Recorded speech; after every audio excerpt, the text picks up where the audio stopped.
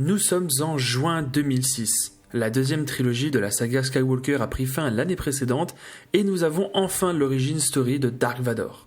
Le jeu Star Wars Empire at War vient de sortir et plein de nouvelles histoires sont publiées tous les mois. Parmi elles, une restera dans le cœur des fans malgré des débuts compliqués.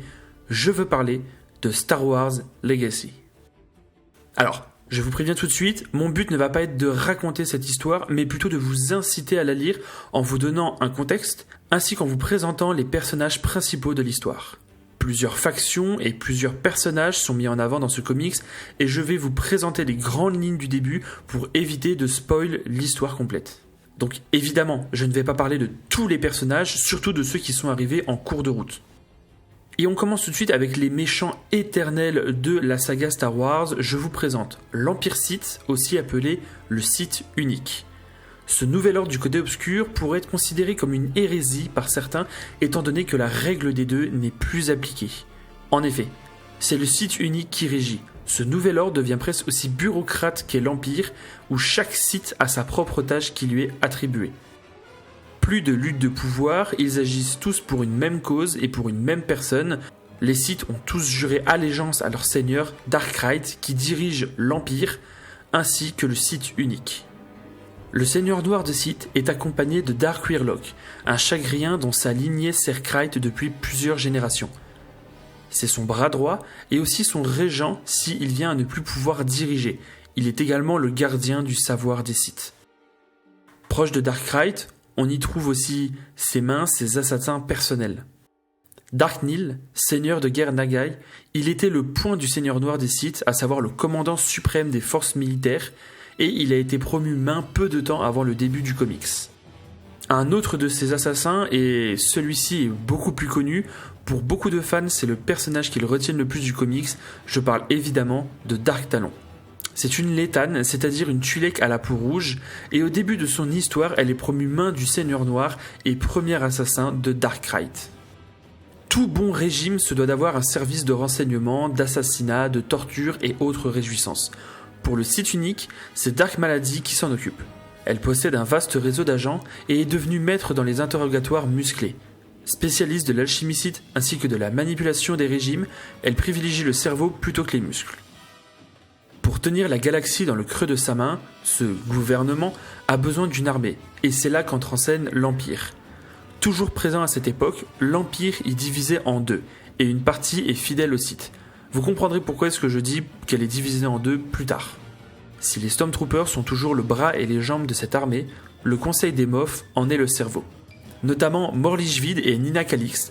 Le premier est le grand Moff de l'Empire, et la seconde, son amante, est la directrice des renseignements impériaux. Mettons les Sith de côté un petit peu et allons directement voir l'Empire, la deuxième partie de l'Empire, celle qui a choisi de suivre un autre empereur. Et cet autre empereur est Rohan Fel, descendant de la dynastie Fel qui avait rétabli l'Empire disparu de Palpatine. Il est techniquement l'empereur légitime. Il est accompagné de la princesse Marassia Fel, sa fille et héritière, et tous deux possèdent un lien fort avec la Force. Ils y sont sensibles et en maîtrisent les pouvoirs, comme des Jedi. Et il en va de même pour leurs gardes rapprochés, à savoir les chevaliers impériaux. Utilisateurs de la Force, n'ayant choisi ni les Sith ni les Jedi, ils sont loyaux à l'Empire. Armure rouge, sabre laser à lame blanche, ils sont menés par Antares Draco et ont juré fidélité à Rohan Fel et sa descendance. Installé sur la planète Bastion, l'Empire Fel possède son propre conseil des Moff ainsi que sa propre armée de Stormtroopers. C'est pour ça que je parlais de division au sein de l'Empire. Des seigneurs Sith, un empire, il ne manque plus que l'ordre Jedi pour que tout le monde soit réuni, et j'y viens. Installé sur Ossus, et contraint d'y vivre reclus, n'acceptant ni l'autorité de l'Empire ni celle des Sith, c'est Cole Skywalker qui dirige cet ordre et qui en est le maître du conseil Jedi. Il va former Wolf Sazen, un Zabrak, qui formera à son tour le fils de Cole, Kate Skywalker, ressemblant beaucoup à son ancêtre Anakin, notamment à cause d'un lien fort avec le côté obscur. C'est ce personnage qui sera au centre de l'histoire. Dans sa jeunesse, le garçon se liera d'amitié avec Shadow Vao, un Twi'lek à la peau bleue, qui sera apprenti de son père Cole. Alors, comme je vous l'ai dit, il y a évidemment d'autres personnages tout au long de l'histoire, mais pour commencer, c'est pas mal de poser des bases et je veux pas trop en dévoiler. Vous avez ici les personnages qui apparaîtront vraiment au début de l'histoire. Et maintenant, que fait tout ce petit monde ? Eh bien, on est dans Star Wars, donc évidemment, la guerre. Le Sith unique et l'Empire Fel sont alliés, mais alors que Rohan Fel ne désire pas faire la guerre aux Jedi, Darkrai ordonne une attaque sur le temple Jedi et en demande l'extermination. Dans le même temps, sur Coruscant, il décide d'évincer Rohan Fel de son titre d'empereur et le force à s'exiler sur Bastion, d'où la division parmi les troupes de l'Empire. Certains choisissent de rester fidèles au vrai empereur, pendant que les autres, par peur ou par ambition, jurent fidélité au Sith. Les Jedi, quant à eux, se retrouvent sans chef, suite à l'attaque des Sith.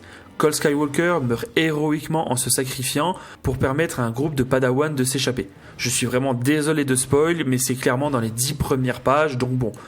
Son fils Cad, influencé par le côté obscur, monte dans son chasseur afin de détruire les Sith et permettre à une navette de rescapés de s'enfuir, mais il se fait abattre dans l'espace. Il a juste le temps de s'éjecter de son chasseur, puis finit par dériver dans l'espace, dans sa combinaison, en choisissant de se couper de la force pour ne pas que les Sith le localisent.